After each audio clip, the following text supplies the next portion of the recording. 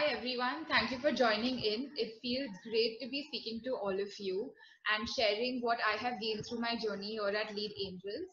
Just to give an introduction of myself, my name is Kruti Rayani and I look after the investments for the Western region at Lead Angels. We typically invest 1 crore in companies for about 10% stake, and we help companies in their pre-series A and series A rounds. Just to give you a background and to begin with what the startup world is, the startup world is a complete new world. It's very exciting and it attracts a lot of young people like y'all. Apart from building the business of a startup, the key task for founders is that they need to raise capital to expand their business. I hope this webinar gives you an idea as to what startup funding is, what is the process that you need to follow for raising capital, and what is it that an entrepreneur is actually what is it that the entrepreneur should actually look out for when he goes ahead. There are some FAQs and presentations that we've even shared for your reference, and let's begin with the webinar for today. Happy to introduce, we have Sushanto Mitra with us, the founder of Lead Angels, online today to share his views on fundraising. His profile has been shared with all of y'all, but just to give you a brief idea, he's the founder and CEO at Lead Angels. Before this, he was first a CEO of Sign IIT Bombay, one of the top incubators in India, and earlier to that, he has worked with PwC and HCL. Sushanto, I would like to start asking you by what is it that it is a good time for people to go out and raise money? Do startups go to investors at even a time like this? Thanks, Kruti, for inviting me, and you always manage to ask tough questions. Firstly, I would say that, for a startup, at least for the first 3 years, they need to raise money whenever it is available. Yeah. And not really worry about valuation and other things. As time goes by from there, then they need to worry about what is the valuation and how much are they raising and what are the conditions.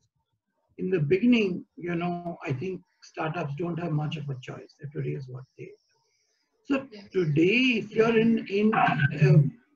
so you want to know what are the sectors where VCs are investing today. In a time like this, it's very difficult for most companies to be able to raise money, especially very early stage startups. So, but VCs and angels are still investing in some sectors, such as edtech or healthcare. And if you are one of the lucky few who's able to raise money now, I think you should, because this pandemic crisis is very, very uncertain. We really don't know what the disease is, so we don't know what the impact is going to be. So in this uncertain phase, better to raise money when it is available than wait for a better time. Correct. And I think mostly before we dive deep into this, I think it's important for each one of us to understand the difference between what a business is and what a startup is. So could you help us understand how are they different and what qualifies to be a startup? Every business, every startup is a business, but not every business is a startup. So that is, startups are a subset of businesses. Startups are those businesses which can scale very rapidly. So for example, if I were to aggregate all the barber shops in Delhi, then I have a startup, and potentially I can add any number, I can reach a very large revenue number without necessarily adding more capacity to my business. Correct. Whereas if I were to run a barber shop, and every time beyond a certain level, I need to add capacity, I need to open a new barber shop. So that's the sort of difference between startups. And how many startups actually do tend to make it through? Like how many startups fail and how many actually make it through? Right. So, there are different statistics, but one of the numbers which people say is that out of 100 startups, only 2, survive in the first 5 years. Right? Out of that, all the 98 will die between different times of that 5 years. Correct. So I think right after understanding the difference between a startup and a business, I think one still gets confused with those different kind of funding rounds. We keep hearing words all the time, but it would be great if you could break it down and explain what each round specifically means and who are they actually meant for. Right. So, when a startup starts a business, the first money that comes up, maybe the founder herself or himself puts in some money, but the next set of money, which is external, comes from friends and family. So you ask your parents, your brothers, sisters, friends, maybe your colleagues in a company that you worked for earlier to come and put in money. When they invest in you, they're primarily investing in A, to help you, and B, the trust and the comfort that they had with you as a friend, as a colleague, maybe as a parent and a sibling as well. Right? But when you move forward, then you have a situation where you have to meet external investors, and they could be angel networks, could be venture capital funds. So they will value you as well as your business. They will look at the business seriously before they make a decision to invest in you. Your friends and family may not. And as you go forward, this will keep on changing. So, as I was saying, the friends and family round is, up to say about 50 lakhs. Beyond that is the angel round, say from 50 lakhs to about, 3 crores. And thereafter, you're talking about pre-series A of, 3 crores and above till about, 10, 15 crores. And from there onward, series A starts. These are not hard and fast sort of rules. It's not, but these are, these are, interchangeable to some extent.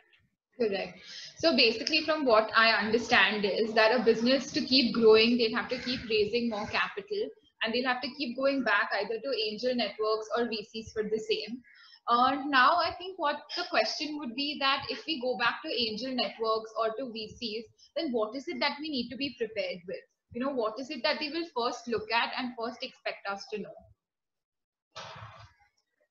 Yeah, so, when investors want to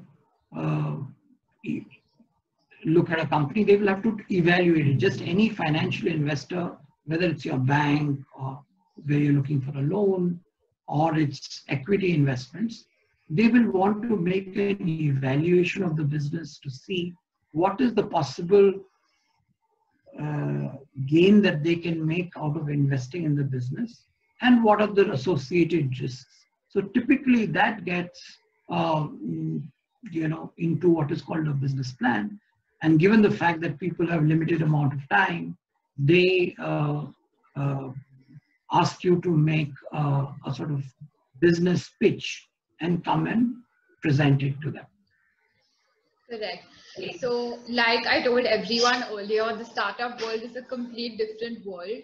So I think once we've understood what is it that's required, I think it's very important to understand that how should we even approach this entire fundraising process, and what is it that one should look after when they go out for fundraising. So Sushanto, could you share some light on that? So I think, the thing is that you have to eventually convince people to invest in your business. Right? That is the objective of the exercise. So in essence, you have to make, like just as you want when you go to a customer and you want to sell your product or service to the customer, or just like you go to a potential employee and try and recruit that person to your company, or any sort of sales situation that or you have to convince your parents to get you, give you a gift. It's all a question of making a sales pitch work. and say why they should input in their money or time or whatever in that. So the way it's basically a sales pitch. So it is one type of a sales pitch is what an entrepreneur makes to the investor, which has certain parts, and you go, and of course that investors have limited time, so you have to maybe spend multiple hours in building that 5, 10, 15, 20-minute pitch that you will make to the investor. Correct. So like you only get one chance with the investor, and I think at that point of time it's more like make it or break it kind of situation. Right. So like I told all of y'all earlier, the startup world is a whole new different world. So I think what we need to understand is what is it that one should have when it comes to approaching a fund. When you go out for fundraising, what is it that one should look after? Right. So I think, raising money is not easy. Anybody to give money to a young startup, it's not going to be an easy job.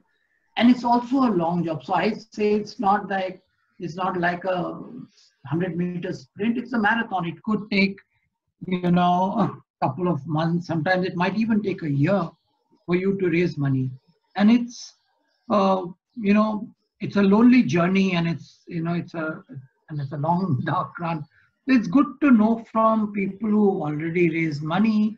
Maybe your friend has raised money. Maybe your friend has got through that experience, or you have a mentor who's done this before, or who's advised other startups to raise money, or maybe even a professional advisor to help you through this process, because probability of getting funded is low. Only maybe about 4 or 5% of startups get funded in the first place, and therefore you want to make sure that you're in that 4%. So whatever it takes for you to get there, you should.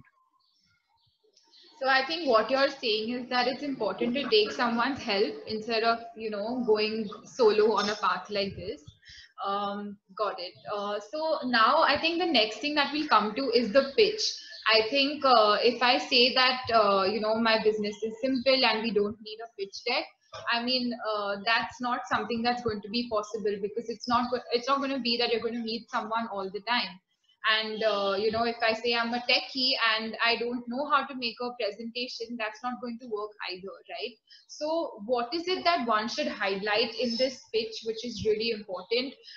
And it's more like making the first impression. Right. So yeah, so it has over a period of time, making a pitch has become a standard feature of any fundraise, and there are very few exceptions to that rule. So you will eventually have to make a pitch, and the earlier you start building that pitch, the better it is, because you will have very limited time available to make a pitch. We, for example, at Lead Angels have a 15-minute time that we give startups to make a pitch. In some situations, it is a 3-minute pitch, or sometimes it's a 1-minute pitch. So you should be able to express yourself and express your business and everything in that limited period of time. And it's actually harder to make a 5-minute pitch than to make a 15-minute pitch or an hour's pitch. So the smaller the pitch size becomes, the harder it is to make a pitch. And persuasion, and investors are not only looking at your pitch from the quality of your business plan and model and so on, they're also looking at your persuasive skills, how you are able to communicate, because that is a key skill of an entrepreneur. And you don't have an excuse saying that I'm a scientist, so I will not make a presentation. Correct. So your pitch is more like your, it's like you're selling your business out there to raise funds. So what is it that your pitch should include? What should be part of the entire pitch? Yeah. So as I was saying that the pitch is a sales, it's a sales story, right? You tell a story. And every story has to have a problem. Like every movie has a problem. So every story has to have a problem. So what is the problem that your startup is going to solve? uh, what is that solution? How is it different from other people? uh, what is the way in which you will take it? How will customers get to know you? How will they buy your product? And what are the various steps of reaching there? And for that, how much money you will need? And what is the funding that you will require? Is broadly the 5 or 6 steps that should be there. So something that I would like to add, don't you think, Sushanto, that it's even important to talk about your competition and what makes your startup unique? Like something that you actually provide that your competitors don't. So something like a competitive analysis, and take examples of your competitors and show how you're different as well. Correct. Yes, yes. So, we always think that we have the best product and competition is a lot weaker than us. But investors will take it with a pinch of salt. So investors, know that there is competition, and if you are going to be not so fair to competition, then you will lose credibility in front of the investor. And yeah, if there's debt, there is taxes, and there's competition. Those are the three things that are always there in anybody's life. We normally take competition very lightly, but it's a fact of life that whether it's, we all have to pay tax, we will all die, and we will always have competition. And the more objective you are about competition, the more credible your story will be. And that's very important when you're standing in front of your investor, to build your credibility, with the investor. So, also, like you had mentioned, it's very important to even talk about your business model, right? So, what is it that we should include from a business model per se? So in terms of the business model, essentially what people want to know is what is it that you are going to be selling? How will you sell it? Uh, and what problem it will solve for that business. So that is what people. Basically, next, obviously, people would like to know what the startup has achieved till now. So, for early stage companies, they do not have a lot of traction or revenues at their initial stage, right? So, what is it that they should highlight in their pitch decks? Right. So, obviously it's a startup. It will not have, crores of revenues like listed companies. But even those small pilots that it may have done, somebody may be using their product. Uh, uh, Even if they've won some awards, they've achieved some press coverage. Those are also equal. These are proxies for financial numbers that investors use to evaluate your business. And maybe even going a little further, that founders in their prior assignments, whether at some other company or in college or in school, achieved something big, like they were the captain of the hockey team, or they organized the music festival. Even that is a very useful piece of information for the investors to evaluate you better, and take into consideration your leadership and organizing skills. Correct. So, basically one would highlight their pilot clients, their revenue, operation, product and service that they provide, and even in terms of press reports or references in terms of their website performance and things like that, right? Now, in the midst of all of this, where would your financials come in? Do we share that with the first pitch? How detailed are they supposed to be? And frankly, in a time like this, it becomes very difficult to predict, in what direction are your revenues going to move forward. So in terms of assumptions also, taking it into all the uncertainty, what is it that people are looking for when it comes to financials? Right. When, life is uncertain, is even more uncertain at these times. So all the revenue projections which entrepreneurs make, I don't think that investors take them very seriously. What they are looking there is that, have you taken business reality in making those projections?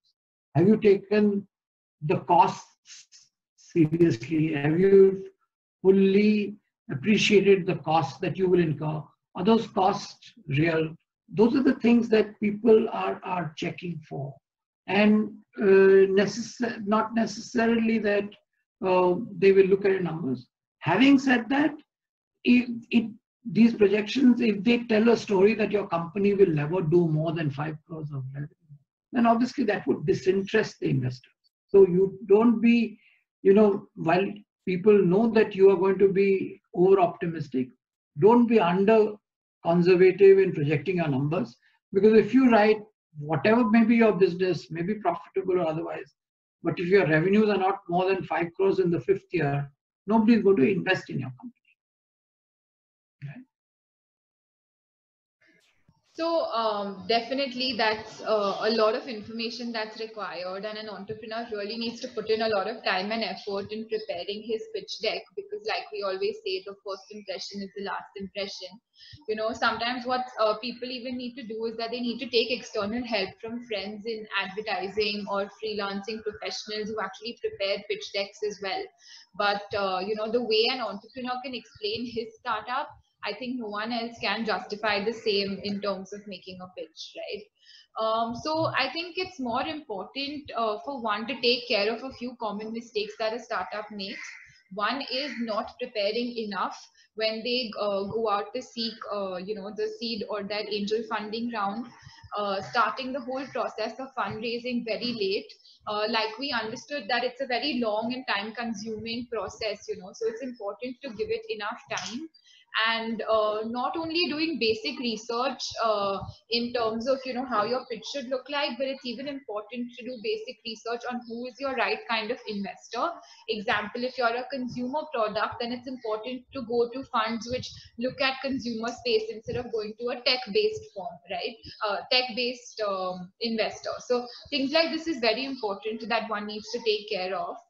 And it's not only about being ready with the basic pitch session, but it's even very important to be ready with your due diligence process as well. So all your backhand paperwork, your the approvals one needs and everything, all of that needs to be like taken care of, and all those documents should be kept in order. So Sushanto, have I like by and large covered what you have been Right, right, right. you know Right. So, yeah, and in essence, what the normal process, and of course, you can be lucky and you can be sitting for coffee at Starbucks and you find an investor happens to be sitting in the next desk and you tell him a story and he's ready to get a check, but that only happens in movies. In the real world, you will actually prepare a pitch deck and email it across, follow it up with multiple calls to finally get time with the investor or to go and physically make a pitch. They will have a whole lot of questions that they will ask you. There will be negotiations uh, where valuation and other things will come. That is if all goes well. And then they will give you what is a term sheet, which definitely defines what will be the terms of that investment. After that, there will be a legal and financial due diligence where whatever you may have stated in your business plan and other communication is going to be verified, whether you've been compliant with tax and other regulatory compliances. And once that is clear, investors and the company and the founders will sign agreement, which is typically called the shareholder agreement and share subscription agreement, where the respect legal rights and responsibilities are defined, and thereafter the money comes into your bank, what we call as MITB, money in the bank. So thank you so much, Sushanto, for taking our time for this. I mean, the one key takeaway that I have got that is fundraising is not easy at all, but it is a process that you really need to give your time and effort to. And Sushanto, one last thing, that what is it the last piece of advice that you would like to give our audience, before we Right. So I think that, the entrepreneurs need to, founders, you will be going out to meeting VCs, and most of the time you're going to hear a no.